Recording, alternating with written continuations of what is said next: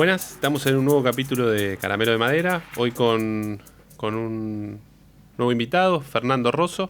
¿Cómo estás, Fernando? ¿Cómo estás? Gracias por la invitación. No, bueno, gracias a vos.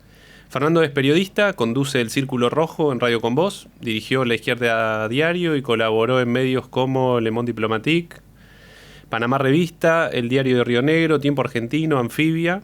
¿Es así? Es así, sí. Su último libro es La Hegemonía Imposible, editado por Capital Intelectual, de 2022. Es militante del Partido de los Trabajadores Socialistas y... ¿Está bien? Está perfecto. Perfecto, Fernando.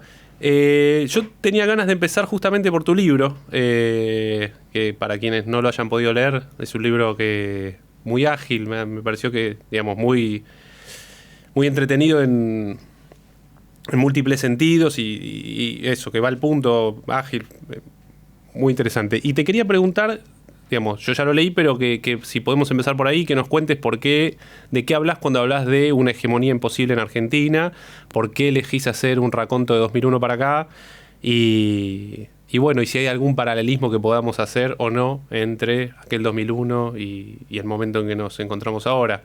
Particularmente vos hablás del momento de Alberto Fernández como el momento más agudo de esa imposibilidad, o no recuerdo bien qué palabras usabas, pero bueno, si nos podés contar un poquito entonces por qué hegemonía imposible. Sí,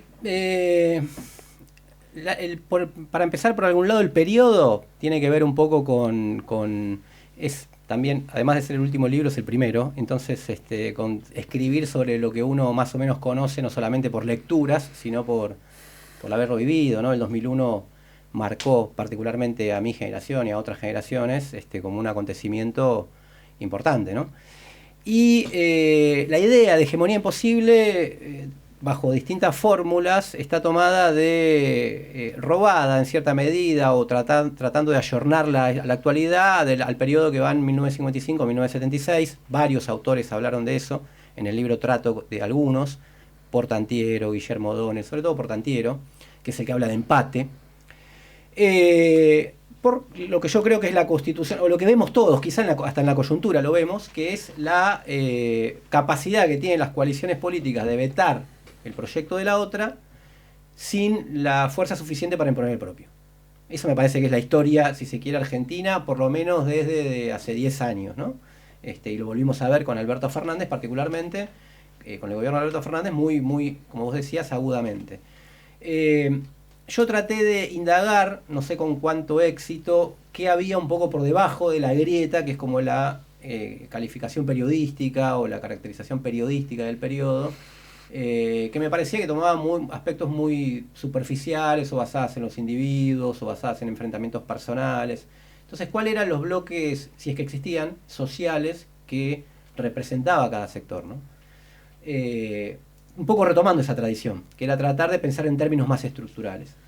Y me daba la impresión que había, si se quiere, dos grandes bloques, uno de un neoliberalismo duro, que quizás ahora Milei es una expresión radicalizada, de los sectores más internacionalizados de la economía, ligado a las finanzas internacionales, a los bancos, con la zona núcleo sojera como sector fuerte, y otro más, si se quiere, de una burguesía no monopolista, industrial, con mucho eje en la provincia de Buenos Aires, con una narrativa más estatista, y en uno veía la imposibilidad, digamos, de aplicar su programa sin chocar con relaciones de fuerza, como se mostró en diciembre de 2017 con las movilizaciones contra la reforma previsional de Macri, que en realidad expresaban algo más que las movilizaciones contra la reforma previsional. Creo que ahí empieza el fin del gobierno de Macri. Y por el otro lado, el discurso estatal, pero con poca estatalidad. Menos. Ya Portantiero hablaba de que el Estado tenía problemas en ese momento. Entonces, lo escuché a Pablo Semán por estos días decir, como con una mímica de Estado, quizás exagerado, pero con una narrativa de Estado y con un Estado que no puede estar a la altura de eso que brinda, ¿no? Entonces me parecía que eso terminaba en crisis política de los gobiernos, en distintos enfrentamientos, en derrotas electorales, pero inclusive más allá de las derrotas electorales, en bloques sociales que le sueltan la mano, como le pasó a Macri en 2018, o como le pasa ahora como le pasó a Alberto Fernández en este último periodo. Más o menos esa es la idea, ¿no? Vos decís, Estado que no puede estar a la altura y hasta donde entiendo, vos decís que no hay en ningún momento de estos 20 años como un momento hegemónico, valga la redundancia, tal vez en el primer gobierno de Kirchner hasta el Sí. 2008, y que hay a partir de 2012-2013 un cambio de condiciones de Sí. posibilidad, digamos.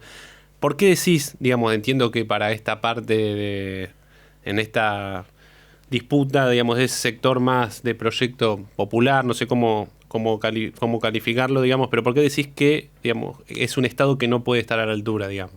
Porque, y esto creo que Milei responde mucho a esto, la emergencia de Milei responde mucho a esto, porque se ha retirado de muchos lugares el Estado, ¿no? O sea, digamos, los problemas estructurales de la Argentina, la economía informal, la precarización laboral, la informalidad, la pobreza, la indigencia, todos números que han ido creciendo en el último tiempo y toda crisis lo dejó más arriba. eh, Quienes vienen con ese relato dicen, bueno, pero si tenemos presencia del Estado podemos solucionar esos problemas, o podemos avanzar en solucionar esos problemas. Y esos problemas no se solucionan. Tampoco se solucionan o tampoco se terminan aceptando cuando se quieren aplicar programas que digan, bueno, entonces vamos al Estado mínimo, al Estado que se retire completamente, como es el programa de Milei, y que dejar que la economía ordene digamos, a la sociedad. Y me parece que eso tampoco se produce, ¿no? Ahora, con respecto a la hegemonía, me parece interesante la pregunta que haces, porque yo digo, ayornándolo a esta época, creo que hubo dos momentos distintos, completamente distintos, pero que tuvieron componentes hegemónicos, si se quiere, ¿no? Uno fue el menemismo, que fue claro, por eso incluso de Menem en Religión en el 95. Hay un autor que se llama Adrián Piva, que escribió sobre esa década, que es sociólogo, que habla de una hegemonía negativa, si se quiere, ¿no? O sea, por resignación. Crisis del 89, hiperinflación, disolución social, derrotas de los grandes conflictos en defensa de las empresas estatales, ferroviarios, telefónicos, y una resignación de la sociedad junto a un viento importante de la economía internacional, un neoliberalismo que todavía estaba en ascenso, o en su última etapa, pero todavía vivía. Y sobre todo la primera etapa del kirchnerismo. Algunos lo extienden hasta el 2008, cuando se empieza la desagregación con el campo, por el conflicto con el campo. Pero me parece que son dos momentos en el que se lograron ciertos bloques relativamente homogéneos, con todos los sectores articulados de alguna manera, por distintas motivaciones, con también una economía internacional. No quiero disminuir el proceso del kirchnerismo al viento de cola, pero tampoco quiero hacer abstracción de que eso existía, y que en 2012 todas esas condiciones se terminan, ¿no? Entonces empieza una crisis en la cual o hay que resolverlo en un sentido o para un lado o para el otro, se empieza como a pensar a plantear necesidades más radicales, o se va hacia a un recorte de la renta, una expropiación o lo que se quiera de sectores poderosos para distribuir mejor, o se va a un neoliberalismo, se inflige una derrota tipo la menemista, thatcheriana en un sentido, y creo que nadie pudo hacer eso. Y no sé si alguien lo puede hacer, digamos, ¿no? En la configuración actual, sin que medien, que es el gran tema, creo, de mi libro, sin que medien conflictos sociales importantes. Yo creo que por debajo de todo el proceso político de 2001 hasta parte estuvo el 2001. Que el 2001 cambió, bueno, algunos dicen que dio nacimiento a dos procesos políticos, digamos, de distinta manera, pero que en cierta medida kirchnerismo y macrismo son hijos del 2001 por distintas razones. O 2017, que no llegó a un nivel de lo que fue el 2001, pero puso una voz de alerta y volvió a reafirmar o reactualizar, si se quiere, las relaciones de fuerza en la Argentina, que más allá de lo que median las encuestas, que dicen que Milei tiene muchos votos, que probablemente los tenga, no lo sé, tienen que confirmar las elecciones, cuando se va a la defensa estricta de las conquistas sindicales, educación pública, salud pública, universidad pública, etcétera, creo que ahí no tienen ganadas batallas que todavía, no hay que darle por ganadas batallas que todavía tienen que dar en ese sentido, ¿no? Y tratar de no comerse la curva a las encuestas en este sentido, me parece. Sí, vos decís ahí algo que quizás antecede a estos 20 años, vos decís, no hay forma de dirimir esta disputa sin un conflicto grande, digamos. Si uno piensa, digamos, el peronismo en algún sentido con la nacionalización del comercio exterior, la nacionalización de los bancos, hay un proyecto que, más allá de las críticas o las virtudes de ese proceso, es un proceso que en algunos sentidos es de una ruptura, que da lugar a este proceso que vos hablás de que de empate o pendular del 55 en adelante. Te escuché decir, y comparto, digamos, ¿no? Que el proceso de reorganización nacional salda alguna cuestión, evidentemente no del todo, porque después del 2001 reaparece esa disputa, pero es una disputa que está sin resolverse hace muchísimo tiempo, digamos, ¿no es cierto? Que se puede rastrear mucho más atrás que estos últimos 20 años, pero vos decís, y me parece que está bueno tomar por ahí, decís, hay una disputa que no se va a resolver ahora sin conflicto, ¿no es cierto? Y vos hablas del menemismo, hablas de una hegemonía negativa, digamos, y yo te quería preguntar, en este contexto, digamos, de aceleración inflacionaria tan importante, digamos, donde nos estamos acercando ya, estamos como en un régimen de una inercia inflacionaria desbocada que coquetea con la hiperinflación, digamos, ¿no? Y entonces, ¿qué paralelismos se pueden establecer con el 89? Si te parece que los hay, si hay alguno o no, deuda con el Fondo Monetario impagable, digamos, problemas que aparecen, que parecen ser irresolubles, digamos, y cómo ves en ese sentido si hay paralelismo o no, y cómo interpretás esta coyuntura electoral. Bueno, gran tema, ¿no? Gran tema. En principio, para relajar un poco, tenemos un presidente que es muy admirador de Alfonsín, ¿no? Como que quiso ser un poquito también quiso hacer muchas cosas, pero entre esas cosas quiso ser Alfonsín también. Habló de Alberto Fernández, ¿no? Pero al margen de eso, es una pregunta que reflexionando en voz alta, yo y con quienes discutimos nos las hacemos permanentemente. ¿Es este régimen inflacionario más alto, que no llega a hiperinflación, un disciplinador como fue la inflación del 89 para que se acepte un programa neomenemista? Es una pregunta. Tiendo a pensar que no, pero es una pregunta que para mí es válida. Bueno, sos optimista, ¿no? Sí, soy optimista, sí. Una de las intenciones del libro, no solo en general, era discutir, uno también, digamos, participa de la acción política, sobre todo lo motiva la acción política. Entonces era discutir cuáles son los hándicaps y no los contras, porque los contras los tenemos todos los días, por distintas razones. Porque a Milei le conviene que digan que es la emergencia de lo nuevo, para hablar de Milei, ¿no? O en su momento Macri, la emergencia de lo nuevo, que las derechas han logrado, digamos, moldear una subjetividad nueva en la cual mediante la cual las personas aceptan cualquier tipo de ajuste y que ahora están todos a favor de la dolarización.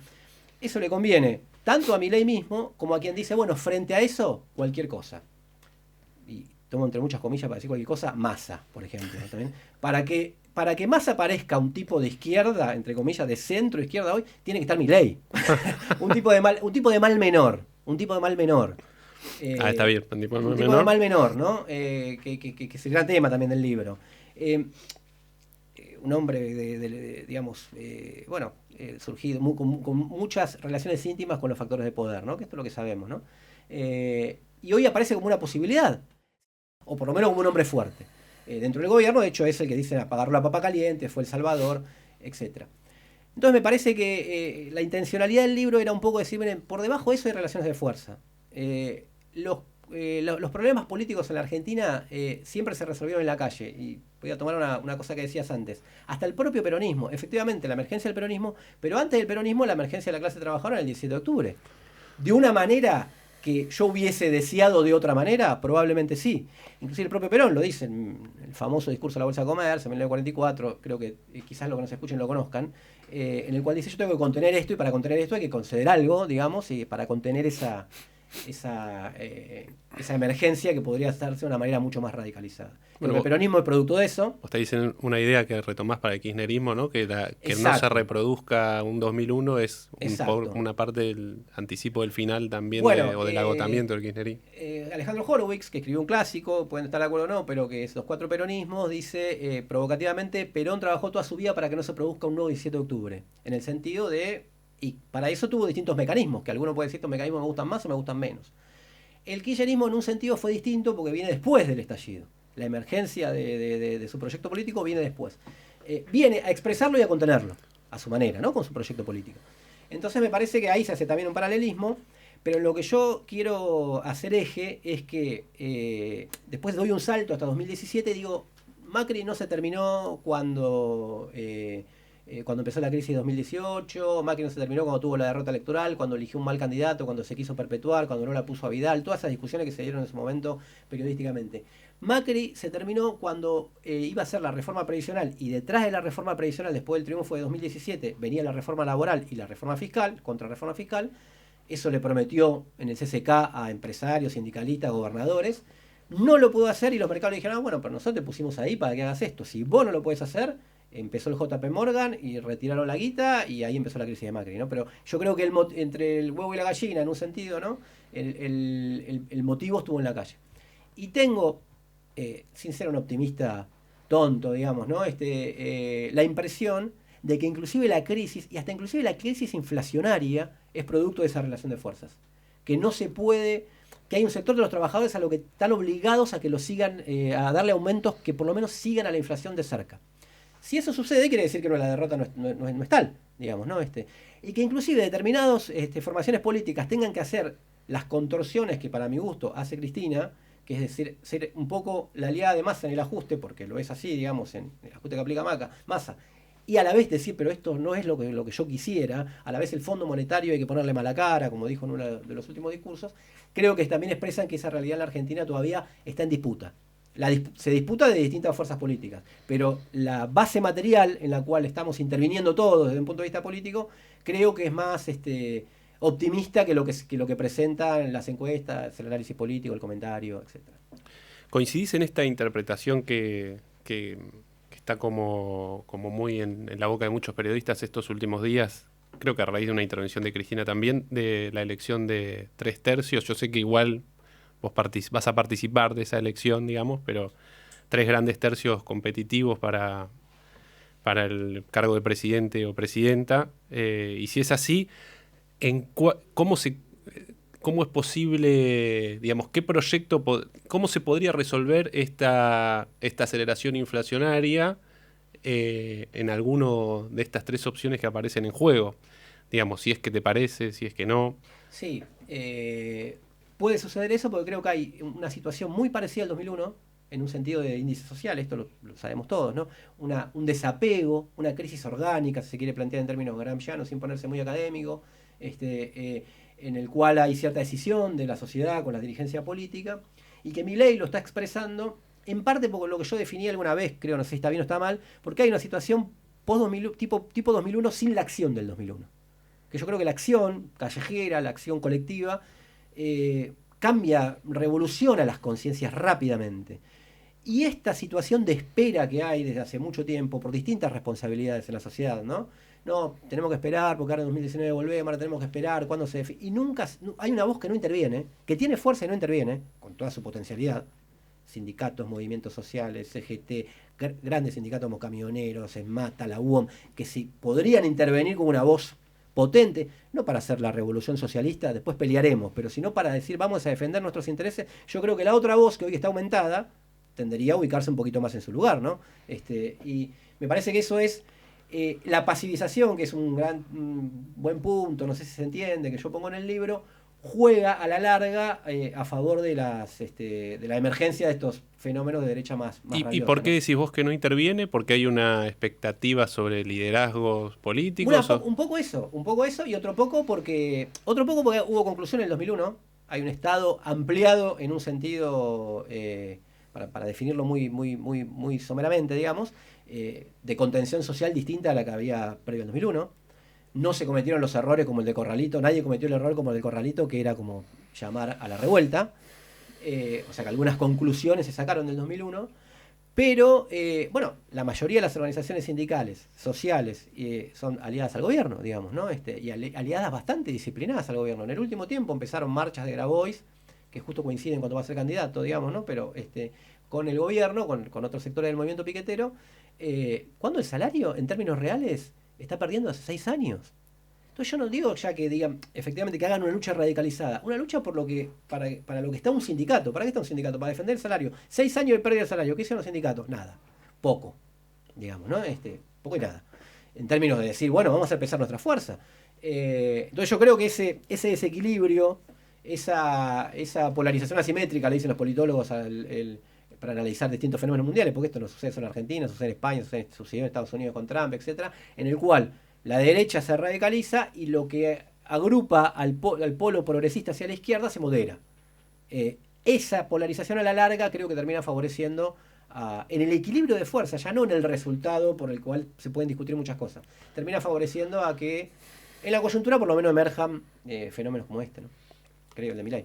Está muy bien. Te hago una pregunta ahora, digamos, más de tu rol de militante, pongámosle, militante político. ¿Cuál sería una salida por izquierda a estos problemas para vos? ¿O por dónde debería arrancar?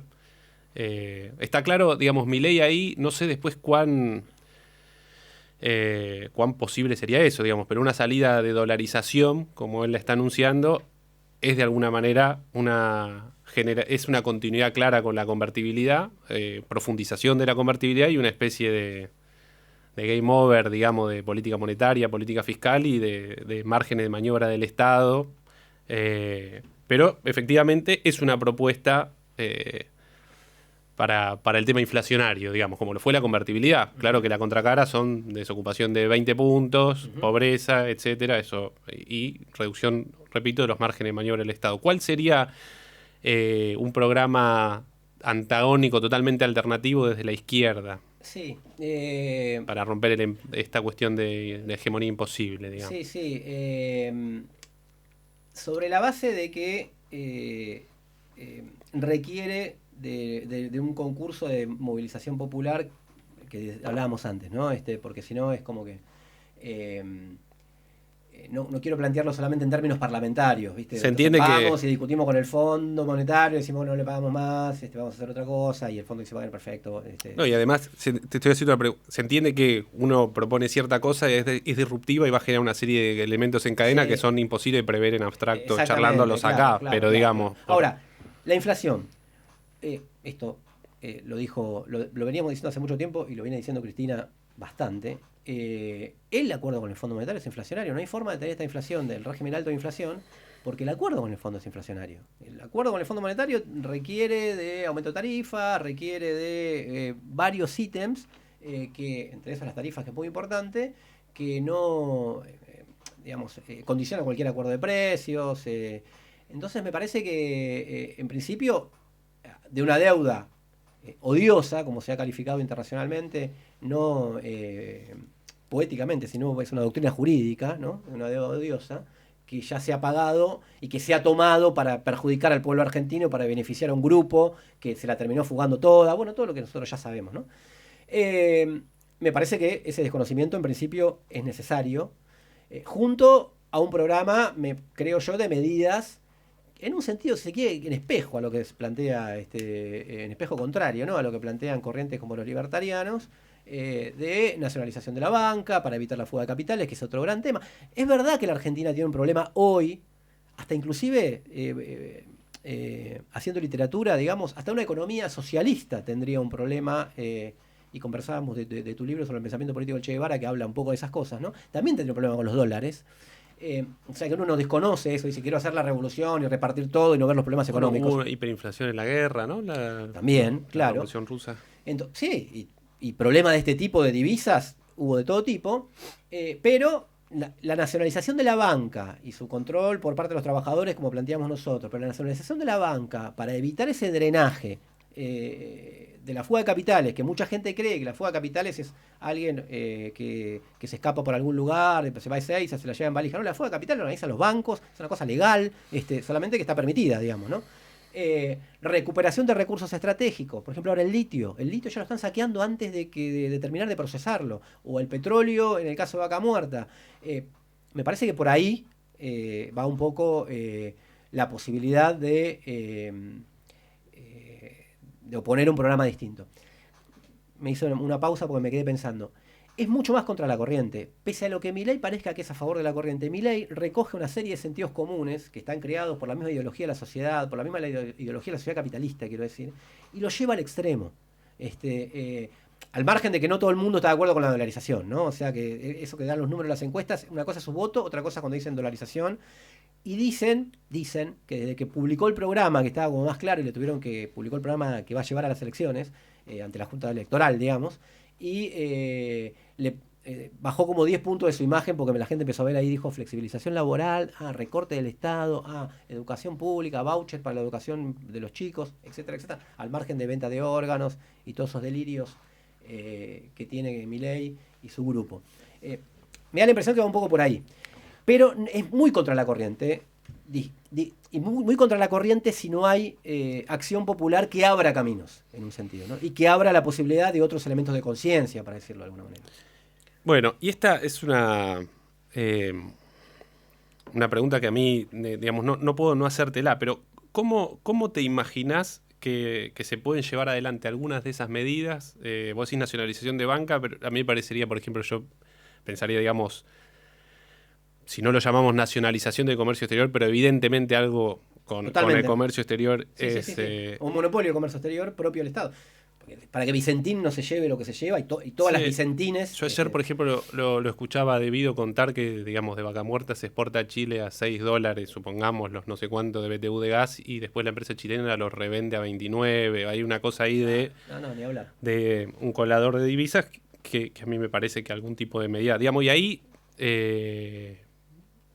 es interesante porque, digamos, países recontracapitalistas han tomado medidas de este estilo. Yo no me canso de repetirlo. Digamos, Corea del Sur nacionalizó el comercio exterior, o Japón nacionalizó el comercio exterior. No es una medida, digamos, que es patrimonio que haya inventado el comunismo, patrimonio exclusivo del comunismo. Pero lo que sí, ¿cómo se hace para tomar medidas que son, en este contexto, claramente radicales, sin algún tipo de alianza con los sectores, digamos, más a la izquierda del peronismo, digamos, ¿no? Y ahí yo te contaba antes que yo, cuando trabajaba en el INDEC, antes de venir a trabajar acá,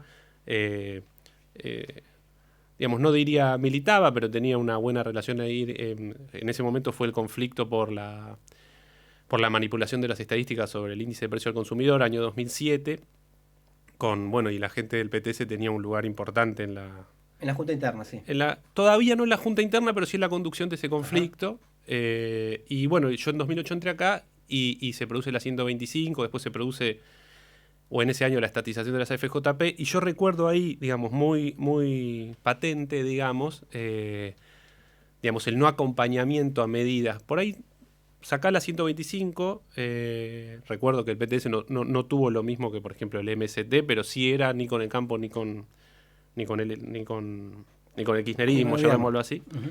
Pero particularmente la estatización de las AFJP, que me parece que fue una medida bastante radical y bastante rupturista, tampoco hubo un acompañamiento de esas medidas. Entonces, ¿cómo se hace para construir, digamos, los consensos o las mayorías necesarias para tomar esas medidas sin algún tipo de alianza con parte de los sectores populares peronistas, parte de la dirigencia peronista? Sí, es interesante. La 125, y lo conversaban estos días, Cristina dijo que fue un error de Lustó. O sea, casi me pongo el país de sombrero, dijo. O sea, yo lo que entendí es que no tendría que haber hecho eso. Tendría que haber hecho otra cosa, no sé cuál, digamos. No, entiendo que no una medida más radical. O quizás más segmentada, porque una de las cosas que le dicen a Lustó es que primero se cruzó una chicana en el Senado, en el que enseñaste vos, y después lo dijo en un discurso abiertamente. La nacionalización de las AFJP, yo no me acuerdo si estaba en el Congreso, la izquierda no estaba en el Congreso aún, cuando se daba en ese momento, para decir una posición política específica. Ahora, al margen de esas cuestiones, yo creo que y vinculado con lo que te decía anteriormente, yo creo que en términos de alianzas con las organizaciones sindicales, sociales, movimientos de desocupados, organizaciones populares, de todo ese universo, que mucho de ese universo adhiere al kirchnerismo, no sé si al Frente de Todos de conjunto, pero sí al kirchnerismo, yo creo que es necesaria. De hecho, nosotros participamos con algunas fábricas recuperadas de la última movilización, pese a lo que te decía de Grabois, en el cual Grabois se juntó con la unidad piquetera y el PTS participó con las fábricas recuperadas que participan de alguna manera de esa economía, ¿no? En la zona norte de Doneley, Sanón, etcétera, las fábricas recuperadas, porque eso callejero lo vemos muy importante. Y los caminos que abra eso después, discutiremos qué medidas concretas se pueden tomar, ¿no? Y si se acompaña una, no se acompaña la otra. El ejemplo más clásico es el aborto. No se pudo imponer porque hubo un movimiento, obviamente que superó casi a todos en un sentido, y en el que necesariamente nos ordenó a todos a un frente único, una alianza callejera que terminó como terminó, primero con una derrota bajo el gobierno de Macri y después con la imposición de la ley del aborto, que es una cosa muy importante para la Argentina. Entonces yo creo que ahí marca digamos, le doy mucho más peso o importancia a la movilización extraparlamentaria que a su expresión parlamentaria. Porque creo que ninguna medida después se podría sostener, como lo demostró la 125, inclusive desde un punto de vista, ¿no? Se movilizó un poco camioneros, no sé si no era sostenible la 125 con otro tipo de configuración social, digamos, ¿no? De respaldo, etcétera. Se movilizó algo camioneros, algunos otros grupos, pero después la impronta callejera la dio el campo y se fue haciendo, pongo muchas comillas, hegemónico hacia sectores de las clases medias de la ciudad, y en última instancia ahí nace el macrismo, ¿no? Hasta el macrismo tuvo un nacimiento callejero, desde mi punto de vista, ¿no? Y de muchos otros. En el diálogo político permanente uno va robando de distintos lugares, o sea que no me voy a hacer el autor de nada, ¿no? Pero creo que esa idea está buena, que hasta la propia derecha surge de un fenómeno callejero, y bueno, Milei la radicalización de eso. Pero para no esquivar a tu pregunta, yo creo que es necesaria la alianza para tratar de imponer, aunque tenga con diferentes perspectivas, pero tratar de imponer. Pero hoy no tenemos ni siquiera para la defensa del salario. Hoy no tenemos ni siquiera para la defensa del salario. Te lo voy a plantear al revés. El SUTNA, el Sindicato del Neumático, rompe el techo salarial. Un conflicto importante, estratégico. No hubo muchos sindicatos que le hicieron el ejemplo.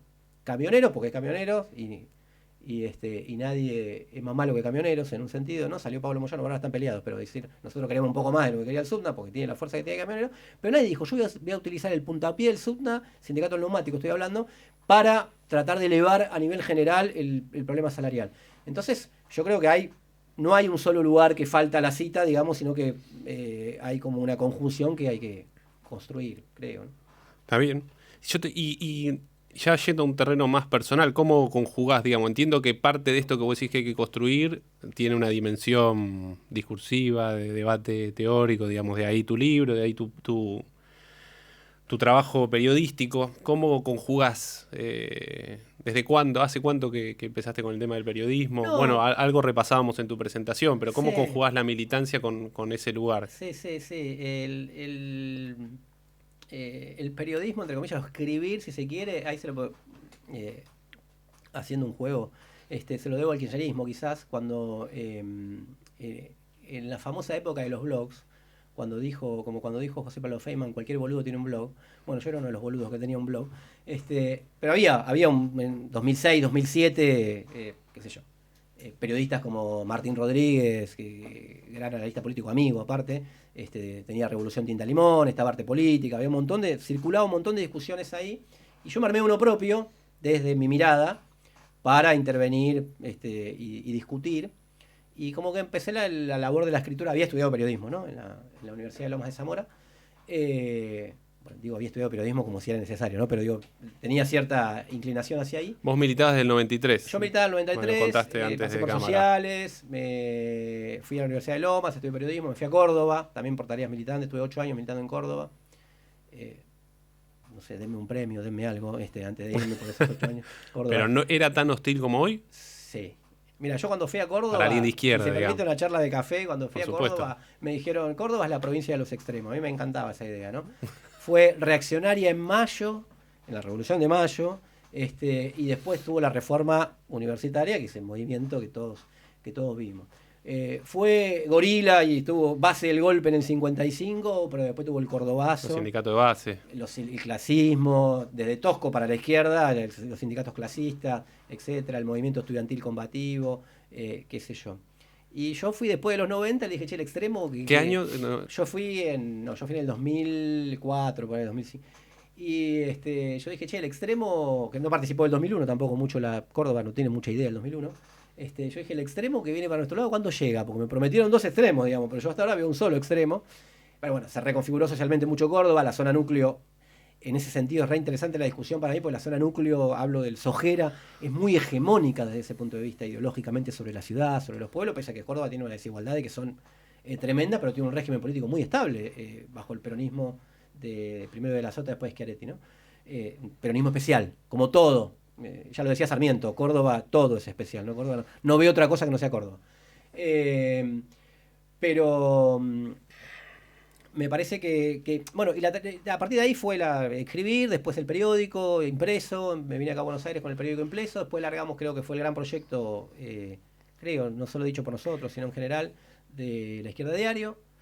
En eso a mí personalmente me tocó hacerle una serie de entrevistas a editorialistas, entre esos Horacio Berbisky, Carlos Pañi, bueno, Nathanson en su momento también, pero ahí estuvo Julio Blanc, el fallecido Julio Blanc. Sí, sí, te iba a preguntar. Claro, y ahí fue cuando, no sé, yo había tomado la idea de Martín Sivak, que escribió 2 libros importantes sobre Clarín y había dicho que habían hecho periodismo de guerra, y le digo, hicieron periodismo de guerra, y se ve que Blanc tenía ganas de decir algo de eso. Es más, me lo dijo después que tenía ganas de decir cosas porque Ah, estaba... él te dijo Sí, después sí. de la... Porque Después, fue... claro, y después quedamos, que yo le dije, mira, eso fue mi One Hit Wonder, explícamelo, porque salió por todos lados, llegó hasta Dilma Rousseff, el periodismo de guerra, decían Brasil. Y en realidad no es que me lo dijo, pero yo sabía que estaba incómodo con la transformación que estaba teniendo Clarín, en términos editoriales y periodísticos casi, ¿no? Transformación que hoy no le encuentra la vuelta todavía, evidentemente. O sea, vos sabías de antemano... O sea, No, de antemano no. Ah. Yo había hablado con él, como con otros, y le digo, y me dice, como Clarín estaba siempre en el centro, me dice, ¿vos querés hablar de Clarín o querés hablar de política? Cuando yo lo invito. Que leía el blog, cosa que uno, ¿viste? Uno nunca sabe. Y yo había armado como una lista de direcciones y se la mandaba a los editorialistas, ni pensando que lo iban a leer. Y leía, me dice, sí, lo sigo atentamente, qué sé yo, capaz que no, pero capaz que vi un título, pero bueno, se sintió la obligación de decir eso. Y le digo, mira, quiero hablar de política, pero es muy difícil hablar de la Argentina de política sin hablar de Clarín. Y entonces digo, tengo la obligación de preguntarle por Clarín en la entrevista. Me dijo esto cuando yo iba preparado para otra cosa que está en la entrevista también, que era la etapa fatídica de Costecchi y Santillán en 2002, que la crisis causó 2 nuevas muertes. Que él había dado toda una explicación en un documental que se llama La crisis causó 2 nuevas muertes, en el cual decía que había sido un error, que había sido... Y esa misma gente en el documental, a lo último pone que en el año 97, cuando matan a Teresa Rodríguez, había hecho una etapa prácticamente igual. En Neuquén, la crisis causó la muerte. La había matado las fuerzas policiales, ¿no? Esto yo se lo digo a Blanc, después de periodismo de guerra, y él me dice, bueno, se lo puede tomar como el delito precedente, porque él me había hecho como que había sido toda una excepción ahí, ¿viste? Pero bueno, lo que quedó fue el periodismo de guerra, y eso le dio cierta visibilidad a La Izquierda Diario. Algunos, inclusive de la izquierda, diciendo que no, que es un diario generalista. Yo creo que está en la mejor tradición de izquierda la idea de La Izquierda Diario, la idea de publicar y de participar de la conversación pública, como lo hicieron Marx, que siempre dialogó con su época, como lo hicieron Lenin y los bolcheviques, que siempre trataron de tenerlo más avanzado para tecnológicamente, que en ese momento era un periódico, para tratar de difundir sus ideas, y hoy tenemos, que estamos en la época de la inteligencia artificial, no vamos a estar sacando un periódico impreso semanal para dárselo a 2.000 personas. Entonces, la idea es, y la amplitud que te permite Internet nos permitió meternos en un montón de otros temas. Entonces, que yo quería romper ese corset, como que la izquierda habla en una misma nota, como me dijo una vez un editorialista, de la crisis ecológica de la humanidad y del Congreso de Delegados de Base, todo en una misma editorial. Entonces dije, no, si podemos dividir los temas, si podemos tener ejes temáticos, junto con la editorial que publica libros, etcétera, creo que pasó un poco ahí, creo que un lugar se ganó más o menos en la escena, ¿no?, periodística. Nosotros, viste, el nombre del ciclo se llama Caramelo de Madera, Sí. haciendo referencia, digamos, como a una cuestión, a algo que uno está masticando, pero que no sabe bien y lo sigue masticando igual, cuando debería por ahí estar masticando otra cosa, digamos, ¿no? Para hacer referencia a discusiones que a veces estamos dando, que no son tan importantes y que nos distraen de otras discusiones que tenemos que dar. Digamos, capaz que algo vos ya dejaste ver cuando decís, si mal no te entiendo, que para vos, digamos, no hay un consenso tan grande en la sociedad, que no hay una sociedad dispuesta a renunciar a casi cualquier cosa con tal de solucionar el tema inflacionario, como aparece cuando se lo levanta tanto a Milei. Sacando eso o profundizando un poco en esa idea, ¿cuál te parece, qué estamos masticando hoy que no deberíamos estar comiendo y de qué sí deberíamos estar discutiendo, digamos, en términos, digamos, como periodista, en términos mediáticos, de la discusión pública? Me gusta mucho. Sí, estamos masticando mucho el libertarianismo. Yo le digo libertarianos porque así se los llama internacionalmente, pero aparte porque los libertarios son los anarquistas, a los que tengo mucho más respeto que a estos personajes. Creo que no es porque no tengamos que discutirlo, de hecho lo estamos discutiendo, escribimos permanentemente de eso, pero no creernos tanto la derrota cultural que muchos, no solamente de ellos, dicen que ellos ya han impuesto. Yo creo que eso es así. Si uno sale un poquito del escenario argentino, Francia, Emmanuel Macron hizo una reforma previsional parecida a la de Macri, menos que la de Macri, aumentando 2 años la edad jubilatoria. Obviamente que los franceses veían que detrás de eso se jugaba mucho. Lo impuso, es verdad, como Macri impuso su reforma previsional en ese momento, pero tiene un costo político altísimo, pero altísimo. Su figura está por el suelo, no sé qué va a pasar con el futuro político de Macron, y con un retorno de trabajadores clásicos, si se quiere, del siglo XX, que hacían piquetes más modernos, porque agarraban grúas y en vez de hacer un piquete con goma, hacían un piquete con autos directamente, agarraban autos de los gerentes y lo hacían un piquete en el puerto, por ejemplo, para que... Bueno, creo que eso marca otra sintonía de lo que sucede. Y si uno mira el continente, tuvimos la rebelión chilena, tuvimos el triunfo de la ultraderecha en las últimas elecciones en Chile, pero yo creo que cuando, ni creerse que cuando está la rebelión estamos a un paso de la revolución, si se quiere, desde un punto de vista, ni creerse que cuando esta gente gana como reacción muchas veces a esas cosas, ya no pasa más nada. Colombia, lo mismo, Colombia era un país digamos, hegemonizado por una derecha históricamente. El uribismo era una corriente muy fuerte en Colombia, una rebelión, cambió el signo político. Después cambian de nuevo, pero me parece que está la idea de empate, que yo creo que es, por lo menos latinoamericano seguro, no quiero hablar del mundo porque tuviste una idea para todo el mundo como mucho, pero por lo menos para pensarla en términos latinoamericanos, y me parece que habría que tratar de pensar esos equilibrios, y de ahí partir. Inclusive más allá de los resultados electorales. Una de los planteos, o lo que yo trato de pensar en el libro, es no confundamos triunfos electorales con relaciones de fuerza, ni para un lado ni para el otro. Yo lo discutía mucho cuando fue el triunfo de Alberto Fernández, con gente que estaba exultante, y yo lo entendía perfectamente porque veníamos de los años de Macri, veníamos de Patricia Bullrich al frente del Ministerio de Seguridad, de Santiago Maldonado, veníamos de todo lo que habíamos peleado todos. Entonces yo lo entendía perfectamente. Ahora decía, ojo que esto no es soplar esa botella, que las cosas van a cambiar así nomás. Entonces me parece que habría que poner un poquito el ojo en las cosas que tiran para el lado a la que nosotros queremos mirar, y dejar de agrandar nosotros mismos, quizás, o por lo menos rebatir los fenómenos que vienen en contra, ¿no? Sí. Está muy bien. Ahí me parece que algunas de estas cosas ya las tocamos, pero seguramente la conocés, y con esto en general estamos cerrando las entrevistas. Hay una frase de un premio Nobel de Economía que dice: hay 4 economías, las desarrolladas, subdesarrolladas, Japón y Argentina. Hay algo que entiendo que en él es un poco peyorativo, digamos, hay una excepción por la negativa, pero a mí me parece que es interesante porque efectivamente vos hablás que esta idea de empate podría extenderse a América Latina. Yo ahí, vos robabas hablabas de O'Donnell, de Portantiero, y ahí en tu libro está también, creo, de Perry Anderson, digamos, una idea que comparten muchos, digamos, ¿no? Que es un poco evidente que la sociedad latinoamericana es una sociedad que está estructurada en torno a una desigualdad muy grande de la propiedad, y que eso condiciona la democracia, condiciona la economía, y particularmente en Argentina, por su extensión, por el modo en que, digamos, por la fortaleza de los trabajadores organizados, de los sectores populares en general, ese antagonismo que resulta de esa estructuración es particularmente crudo, duro, digamos, ¿no? Yo esa cita me gusta interpretarla por ese lado. Vos compartís esto último, ¿qué ves? Digamos, ¿qué cosa particular tiene la Argentina? Sí, para explicar la inflación, no soy economista, no tengo tantas herramientas. Es una cosa delirante aparte, porque no sé si alguien lo entiende, porque baja la inflación en el mundo, sube la inflación en la Argentina, sube la inflación en el mundo, sube la inflación en la Argentina. O sea, es increíble. Obviamente está la restricción externa, está el problema de los dólares. Ahora, pongo un límite a esto, y es interesante lo que vos planteás, pongo un límite a la equiparación, a la misma comparación que hacía de la equiparación con Latinoamérica, porque yo creo que, y ahí hay algo de las causas de la inflación también en la Argentina, yo creo que mantiene una sociedad todavía muy integrada. Está en proceso de latinoamericanización, si se quiere, ¿no? Esto está en el libro de de Carlos Pañi. En El Nudo está muy trabajado esta cuestión, que inclusive es una sociedad, me gustó esta idea, es una sociedad que tendió a hacerse desigual como las latinoamericanas en muy corto periodo de tiempo. Entonces hay generaciones, la generación anterior o la misma generación tiene la memoria de una situación mucho mejor, no hace 40, 50 años, 60 años, 80 años, sino hace 20 años, 30 años.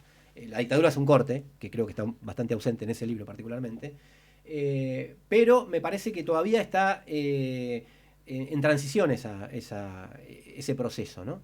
Se ha vuelto mucho más desigual la Argentina, se ha latinoamericanizado en ese sentido mucho más, sobre todo la informalidad en el mercado de trabajo, es lo más, esos 33-35% de trabajadores informales que hay en la Argentina, es muy parecido a lo que sucede en otros países latinoamericanos, pero me parece que todavía tiene mucha vitalidad en otro sentido. Hasta inclusive lo que Juan Carlos Torre, muy inteligentemente, un gran observador del movimiento obrero argentino en su historia, hoy demasiado corrido a la derecha para mi gusto, o al mundo liberal, al universo liberal, pero con esa fascinación medio borgiana que tienen sobre la barbarie, ¿viste? Entonces, en una entrevista con Carlos Pañi le dijo, fíjate, Carlos, que en la Argentina hay pobres en movimiento, hay pobres organizados, es un fenómeno único, dice, que es la tradición de la organización sindical trasladada a los que no tienen patrón, a los que se van del mercado de trabajo. Y yo creo que eso es efectivamente así, tiene mucho que ver con la Argentina peronista, tiene que ver mucho con la Argentina anterior al peronismo, inclusive, que por algo responde a eso, la sindicalización, el proceso fuerte de la Argentina es sindical, digamos, y me parece que en eso también tiene una excepcionalidad que explica algo, por lo menos, del proceso, hasta inclusive del proceso inflacionario o de las crisis recurrentes. A veces las crisis no son solo que está todo mal, sino que no se puede resolver un problema, digamos, ¿no? Y que no se pueda resolver un problema, a veces es bueno, si, por ejemplo, el problema se resuelve de la manera menemista. Que no lo puedan resolver con un neomenemismo tan fácilmente, neomenemismo con las banderas de quien sea, bueno, es un poco ese hándicap que trato de plantear en el libro, ¿no? Bueno, entonces podríamos decir que esta particularidad es un poco la base de tu optimismo del que hablábamos antes, de alguna manera. Sí, absolutamente, sí. Otros países tienen, en procesos distintos, tienen emergencias distintas. Chile tuvo el proceso que tuvo después de haber llegado haber descendido a un estadio muy complicado, o sea, muy dualizado, muy privatizado todo. No sé, una amiga mía, locutora de la radio, me decía el otro día que ella tiene familiares en Chile y que fue allá. Y le dijo, no, mi hermana está bien, tuvo la hija, todo. El problema, tiene 4 años la hija, el problema es que todavía está pagando el parto, por ejemplo. Entonces, claro, está pagando el crédito que sacó para sí, muy a la estadounidense. Exacto, digamos, bueno, ¿no? la universidad ni hablarte. Vos estás pensando a los 4 años qué crédito sacar para poder llegar a la universidad. Entonces me parece que eso la Argentina, si lo miramos así, no para quedarse tranquilo, sino para decir qué conquistas tenemos, que la podemos perder tranquilamente, nada está dicho. Pero bueno, esto me gusta una frase de Gramsci que dice, riéndose un poco de quienes preveían todo, y sobre todo la socialdemocracia, que decía esto va a pasar así, se va a dar así, va a venir una sociedad que es así, o los estalinismos. Decía, mira, lo único que se puede prever científicamente, es la lucha. Y dije, bueno, esa idea está buena. El optimismo de la voluntad. Algo así. Bueno, che, te agradezco un montón, la verdad, muy contento, y bueno, espero que lo hayas disfrutado. No, perfecto, muy cómodo, gracias. Bueno, gracias.